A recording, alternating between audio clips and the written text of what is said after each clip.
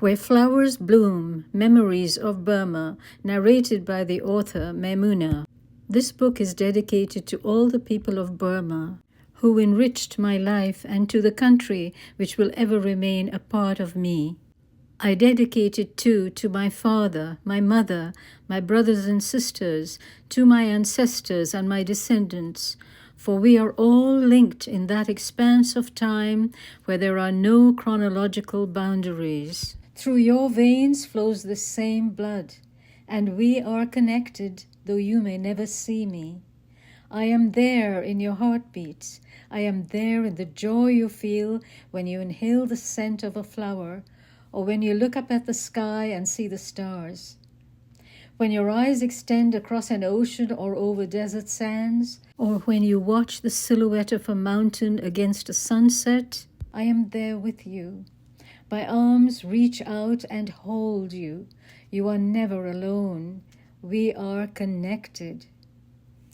The stories, when did they begin, that now hang suspended in time, alive and safe in the haven of my mind?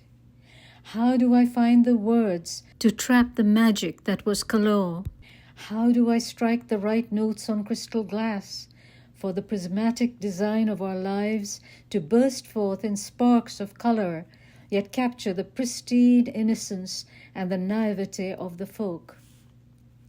How do I draw out the story of each of the players in the pageant of my life who have exited, leaving many unanswered questions? Memories slip through my fingers like quicksilver, so quickly now before they fade. Looming large and clear, the 3 hills to my left stand like humpbacked sentinels guarding the little town, while running along their base, the railway track runs parallel to the stream that bends and curves. But let me begin at the beginning. The forests of Kalo are lush. The mistletoe hangs low above the stream that smoothens out its ripples as it flows beneath the railway bridge, where bullocks screech their wheels of carts that rattle in their spiral spins upon teak planks. The stream flows on and floods the football field this monsoon, while orchids hang, their bulbous base aglow, as if the day could do with more of light. Or is it with their simple form they serve to emphasize the beauty of their blossoms? The psychedelic incense of the sweet pea blends with rose and violet and pine, the omnipresent pine that tints the air with sting, a sharpness cutting through the mellow echo of the coil. Who dares to cuckoo sound through voices of our chatter, laughter, and the counting up to hide and seek and kick the can of running footsteps and I see you, feet that thump in skipping rope and hopscotch, yes, the sound of ball upon the batten rounders, the chorus now, fair Rosa was a lovely child, and then the 7 tiles that will not sit just right, the fear, the thrill, the high of all of this, and we are there, embossed, encrypted, etched in space and time, forever. Chapter 1. I stood looking out of the kitchen window on the 4th floor of our small apartment in Rangoon. The sun had risen and was steadily moving toward its zenith. Eagles circled in a pale blue sky, gliding on the upward drafts of warmed air. A slight breeze choreographed a dance of the small plants and trees that had sprung up on the terrace behind our building, stirring their leaves and lightly bending their branches. I marveled at their tenacity, willing to be a garden in any niche wherever a seed had been carried by the wind. My attention was drawn to the alley below, where I saw a man exit the back door of the ground floor flat. He carried a large cardboard box, dumped the contents onto the cemented alley floor, and flung the box to one side. I recognized him as the Chinese gentleman who ran a thriving business in the Rangoon market. His face was flushed, and droplets of perspiration shone on his forehead. He removed a small matchbox from the breast pocket of his short-sleeved shirt, slid open the tiny drawer, pulled out a matchstick, and struck it against the bruised side of the box. He struck it with so much vigor that the stick snapped and the head fell off. He held a new stick more firmly and struck again with determined concentration. The tip of the matchstick sizzled, and a bright orange-blue flame leapt up. Cupping his hand over it, he quickly moved to the heap on the ground and set it alight. Many years of hard work had allowed him to save a considerable fortune, and here on the ground were his life savings. There had been a rumor a few days before that the banks in Burma were to be nationalized, and those few people who used the banks quickly withdrew their funds in the form of 100 Chat notes, fearful they would not have access to their money once nationalization occurred. Overnight, the military government demonetized those very notes. People were instructed to copy the serial numbers on each 100 Chat note in their possession and handed the list with the money to qualify them for reimbursement in the new currency. Those who went through the laborious task of doing this never saw a return of those promised funds. Businesses that had been built up mainly by Chinese and Indians were visited by army personnel, and the owners were told that they could remain in their establishments as managers at a ridiculously low salary of 200 chats a month. Factories, stores, and other businesses would now belong to the government, and to show that this was the case, store signs with names like Rowe and Company, Teja Singh's, and others came down and were replaced with green boards indicating the new name: People's Store Number 1, People's Store Number 2, People's Store Number 3, People's Store Number 4, and so on. Automobiles were taken over by the army, and the original owner had to obtain special permission to borrow it briefly for a particular occasion such as a wedding or a funeral. The medium of teaching in every school, including the non-governmental schools, was changed to Burmese, as were the courses at the university. The names of the different faculties were changed so that those who graduated around that time suddenly found their degrees not recognized abroad, because the new name was not registered or accepted. For instance, the Rangoon Medical College was renamed Institute of Medicine 1. The switch in the science subjects in particular from the Latin-based terms to Burmese was difficult, and professors struggled with the conversion. In gynecology classes at the College of Medicine, where words describing the anatomy of the reproductive system were no longer permitted to be disguised by Latin terminology, the students giggled with embarrassment when certain words in translation turned out to be those which were colloquially only used derisively as swear words. The city of Rangoon had been developed on a grid system, with the major streets starting with Strand Road running parallel to and along the Irrawaddy River and the jetty. Further in were the other major thoroughfares like Dalhousie Street, Fraser Street, and others. At right angles to these and intersecting them at regular intervals were other roads, such as Brookings Street, Spark Street, etc., and parallel to these were streets that were numbered, such as 28th Street, 29th Street, and so on. Each street was now under the jurisdiction of a Taji, and each person had to carry an identity card with their name and photograph on it. Moreover, it was deemed essential for all citizens to have a Burmese name, which was chosen by the Taji, who attempted to make it sound as close as possible to the person's original name.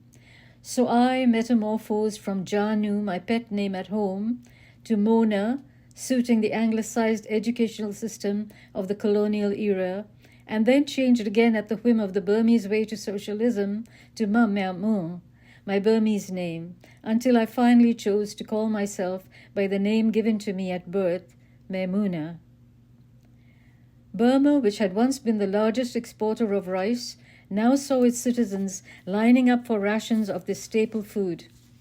Cooking oil was another commodity that fell into short supply, and long lines of people could be seen clutching their ration cards and holding an odd assortment of containers to get their small portion of a dark, greasy oil. Jumping into the fray were opportunist elements stirring up racial animosity, and the Indians now became Kwe Kala, in other words, Indian dog. And all the while in the heart of Rangoon, in the golden Shwedagon pagoda, and in every other pagoda in the land, sat the greatest Kala, Indian, of all, the Gautama Buddha.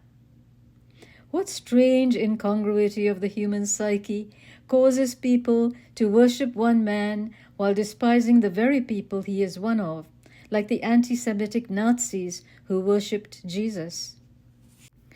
With the educational system in disarray, those who wished to pursue further studies after graduation had no option but to travel abroad. So my husband and I decided to depart for England with our 2 young daughters, who were then just 3 and 4 years old. I stood at the balcony of our apartment in Rangoon, looking out at the sun as it set behind the building across the street that housed the Chinese school. The sound of oriental music drifted and lifted skyward on the warm air as the evening drew to a close.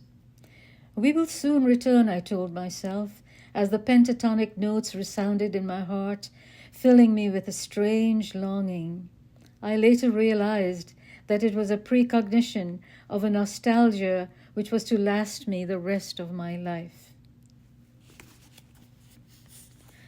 Put your things on the table.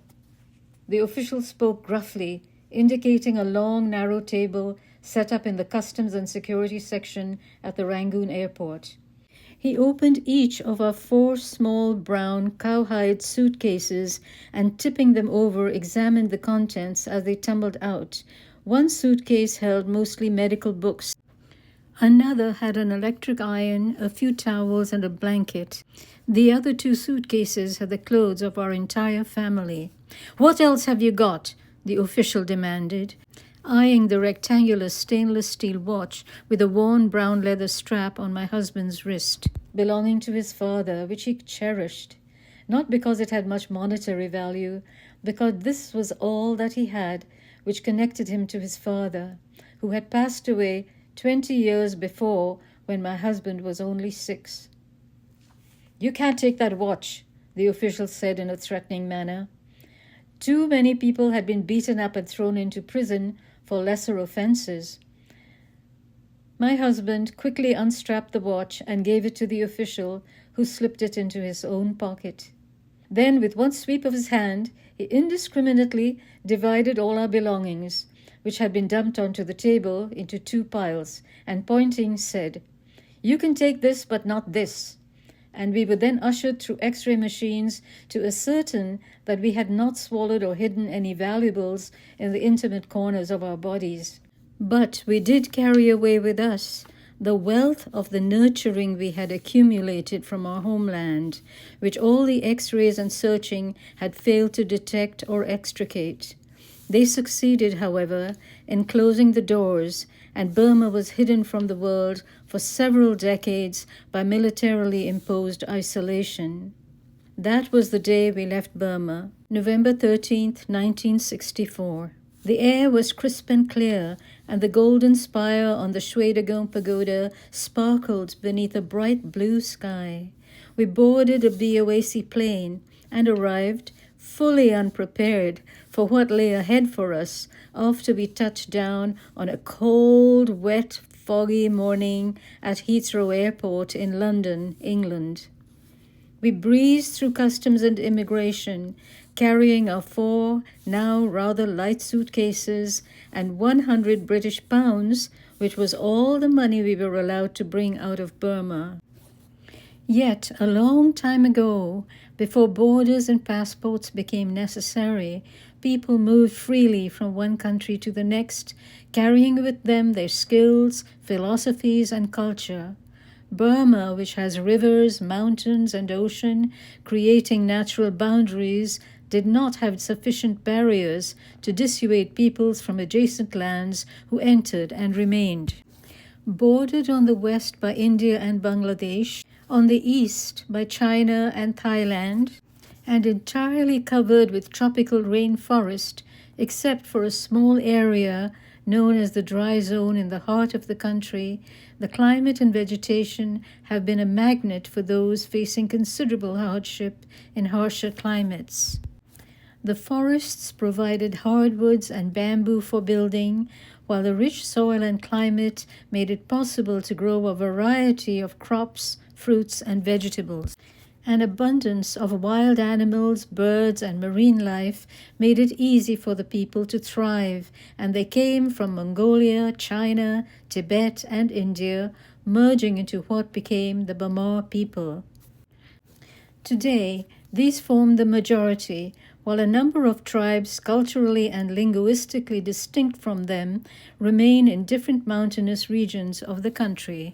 Later, after the conquest of Burma by the British, came another wave of immigrants whose assimilation into the dominant society is yet in a relatively early stage of evolution. As such, it has had to undergo the pangs of transition that are inevitable. My ancestors and their descendants are very much a part of that process, and this book attempts to relate a small aspect of the vicissitudes of their lives.